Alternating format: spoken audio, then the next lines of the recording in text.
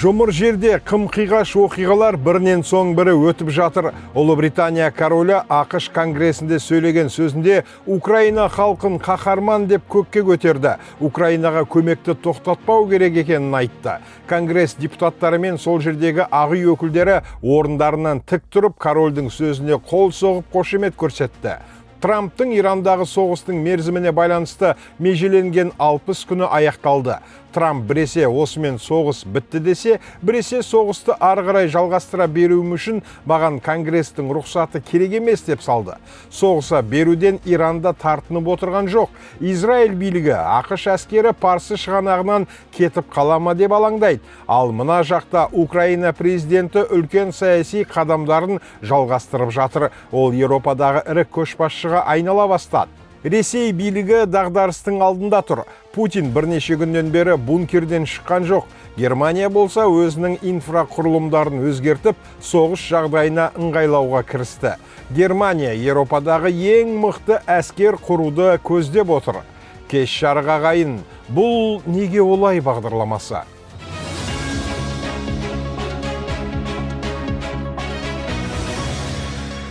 Әңгімені Зеленскийден бастасақ, оның жұлдызы жанып келеді. Зеленский осы күні ақш президентіне алаңдамайтын болған. Әлеммен өз саясатын жүргізіп жатыр. Бұл жерде Трамп жоқ. Парсы шығанағындағы бірнеше елмен, Еуропадағы тағы бірнеше елмен әріптестік келісімдерге қол қойылды. Басты келісімдер әскери өнеркәсіппен және Украинаны қолдаумен байланысты. Кеше Арменияда Еуропа саяси қауымдастығының саммиті басталды. Оған еуропалық 30 елдің көшбасшылары мен Канада премьер-министрі қатысуда. Саммитке барған ең маңызды көшбасшының бірі Зеленский. Бұған Ресей билігі мен пропагандасының өзегі өртене жаздап отыр. Ресей демекші, ол жақтағы ахуал мәз емес. Жылда 9 мамыр күні өткізіп жүрген жеңіс шеруін толыққанды етіп өткізе алмайтын болды. Себебі Ресей Украинаның дрондарынан қорқып отыр. Шеруге әскери техника шығармайды, тек қысқа ғана уақыттық шектеулі жаяу шеру өтеді.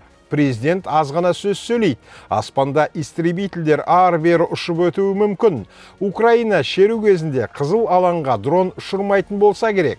Украина дрондары Мәскеуді маңайлап, кейбір жеріне түсіп жарылды. Мұны шерудің алдында айбат үшін әдейі жасады.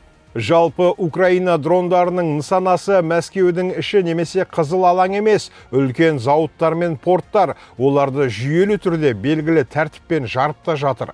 Украина дрондары Ресейдің Сібіріне ұшып жететіндей халде. Ал енді Ресей билігіне келсек, онда тыныш болмай тұр. Президент Путин бункерден шықпайтын болды. Бұйрықты бункерде отырып береді. Соңғы күндері ол қастандық жасалама деп қорқатын күйге түскен. Бөтенді айтпағанда, жанындағылардың өзі қастандық жасайма деп қауіптеніп, бункерге тығылып отырғанын басылымдар батыстың барлау қызметіне сілтеме жасап жазып жатыр. Ресей президенті Путин қастандықтан төңкерістен қорқып, бірнеше аптадан бері бункерде отыр деп жазды Financial Times басылымы. Ал важные истории сайты Еуропадағы бір елдің барлауының есебіне сүйеніп, Ресейдің федералды қызметі Путиннің күзетін күшейткен деп хабарлады. Путин елдегі элита сөз байласып, мемлекеттік төңкеріс жасайма деп қауіптенетіні және өзінің жанында жүрген адамдар дронмен соққы жасап өлтіру мүмкін деп күдіктене бастағаны жиі айтылуда. Бүгінде Путин мен оның жақындары Мәскеу түбіндегі және Валдайдағы резиденцияларына баруды тоқтатыпты. Батыс барлауы Путин Краснодар аймағындағы бункерде отырған болуы мүмкін дегенді айтты. Сөйтіп Путин жанын сақтап қалудың қамын жасап жатыр. Оның жүріп тұратын жерлерінде интернет ұстамайды. Қызметкерлері мен аспаздарына, шаш тарашысына, дәрігеріне, күзетшілеріне, бәріне қатаң бақылау орнатылған. Қастандықтың нышаны байқалса, сол секундында ұсталады. Рас, осы күнде жай адам тұрмақ биліктің өзінде Путиннің режиміне қарсылық бұрынғыдан артқан.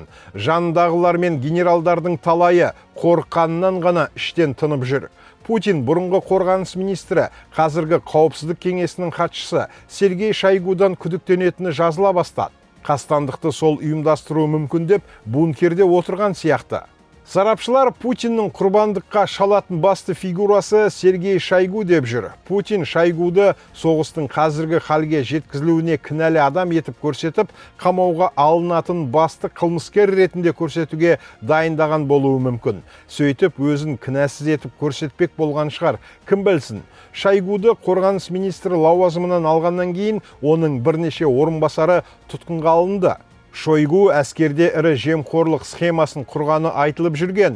Ендігі кезек сол Шойгуге де жақындап қалған. Осыны біліп отырған Шойгу қастандық ұйымдастыруы, билікте төңкеріс жасауға талпынуы әбден мүмкін. Әскерде оның қолдаушылары көп деп жатады. Қалай болғанда да Ресей билігі күрделі жағдайда отыр. Көмек беретін сыбайлас елдер қалмай бара жатыр. Трампқа сенім жоқ. Арнайы сіздер үшін неге олай бағдарламасы? Құрметті көрермен, YouTube арнамызға жазылып, осы мәселе жайлы пікір қалдыра отырыңыздар.